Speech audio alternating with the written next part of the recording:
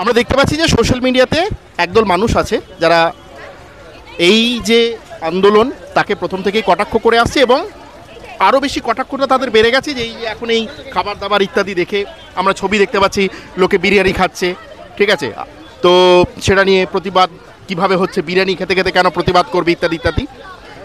তো এইটা নিয়ে আপনি কি ভাবছেন? একটা কথা গান আছে শুনেন তো কুছ তো লোক কহেঙ্গে লোগোं का काम है कहना। যারা আমাদের সাপোর্টে আছে এখানে পরিষ্কার বোঝা যাচ্ছে লোকেরা কিরকম ভাবে আমাদের সাপোর্টে আছে। তারা বিরিয়ানি খাক, তারা ফ্রাইড রাইস খাক, এইগুলো লোকেদের খাবার, এগুলো আমরা বানাইনি। এটা ফার্স্ট অফ অল আমি বলতে চাই। এখানে বিরিয়ানি পাঠানো হচ্ছে, ফ্রাইড রাইস পাঠানো হচ্ছে, পোলাও মাংস পাঠানো হচ্ছে, এগুলো বাড়িতে লোকে রান্না করে নিজের হাতে আমাদেরকে দিয়ে যাচ্ছে, ঠিক আছে। আমরা কাউকে কোনো অর্ডার করিনি, তারা নিজেদের ভালোবাসা দিচ্ছে। এবার মানুষে যারা প্রোটেস্ট করছে দিন রাত এখানে পড়ে আছে, তারা কিছু তো খাবার খাবে।